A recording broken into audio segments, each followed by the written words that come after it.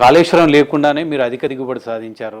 దేశంలోనే వరి ఉత్పత్తిలో ఎక్కువ ఉత్పత్తిని అధిగమించారని చెప్తున్నారు. ఇంకా కాళేశ్వరం అవసరం లేదనుకుంటున్నారా? కాళేశ్వరాన్ని మళ్ళీ పునర్నిర్మించే అవకాశం లేదా? ఎక్కడైతే కుంగిపోయిందో అక్కడ అది ప్రభుత్వం ఇప్పటికే కమిషన్ వేశారు.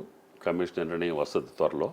వచ్చిన తర్వాత నిర్ణయం చేయాల్సి వస్తుంది. ఏ ప్రభుత్వం చేసినా కూడా దాన్ని సద్వినియోగం చేయాల్సిన బాధ్యత మళ్ళీ వచ్చినటువంటి. కానీ మీ ఎక్స్పీరియన్స్ ప్రకారం కాళేశ్వరం కట్టారు, డిస్ట్రిబ్యూటర్ కెనాల్ లేవు, కేవలం కొన్ని రిజర్వాయర్లు కట్టారు. అంటే దానివల్ల ఫలితం లేకుండా పోయిందా? సహజంగా వర్షాధారంగా వచ్చిన వానల వల్లనే ఇవన్నీ పంటలు పండాయా? ఎట్లా అంటే నేను ఆ ప్రభుత్వంలో ఉన్నప్పుడే ఇది కన్సీవ్ చేశారు. ఆనాటి ముఖ్యమంత్రి కూడా సంప్రదింపుల్లో నేను కూడా 1-2 మీటింగుల్లో పాల్గొన్నాను.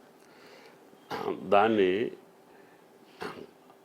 కాళేశ్వరం, అన్నారం, సుందిళ్ళ 3 ప్రాజెక్టులు రివర్స్ పంపింగ్ తోటి నింపి, నదులు నింపి ఎల్లంపల్లికి తీసుకురావటం రెమ్యూనరేటివ్ కాదు ఏమో అని ఆలోచించమని చెప్పాను. ఎందుకంటే కాస్ట్ ఎక్కువ అవుతుంది, రికరింగ్ ఎక్స్పెండిచర్ ఎక్కువ అవుతుంది.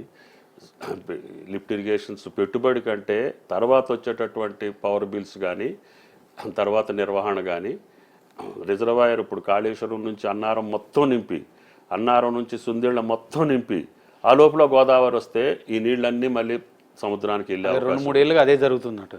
అందుకని అది మళ్ళీ పునరాలోచించండి అని చెప్పాను. కానీ అక్కడ ఇంద్రావతి అదేవిధంగా ప్రాణహిత ఆ నదుల యొక్క అనుసంధానాన్ని చూసుకొని ఆ రోజు ప్రభుత్వం నిర్ణయం తీసుకుంది. దానివల్ల లాభ నష్టాలు భవిష్యత్తు తేల్చాల్సిందే. కానీ ఈ సంవత్సరం గోదావరి మనకు ఓవర్ఫ్లో అవటం మూలాన ఎల్లంపల్లి నుంచే మనం ఈ రిజర్వాయర్లోకి నీళ్లు మళ్లించడం ఒకటి, భూగర్భ జలాలు సమృద్ధిగా ఉండటం ఒకటి, 10 లక్షల బోర్వెల్స్ గత 5-10 సంవత్సరాలు ఇంక్రీజ్ అవటం ఒకటి, దానివల్ల ప్రతి సెంటు కూడా పండే అవకాశం వచ్చింది. కాబట్టి ఎక్కువ ఎకరాలు సాగులోకి వచ్చింది, ఎక్కువ పంట దిగుబడి వచ్చింది.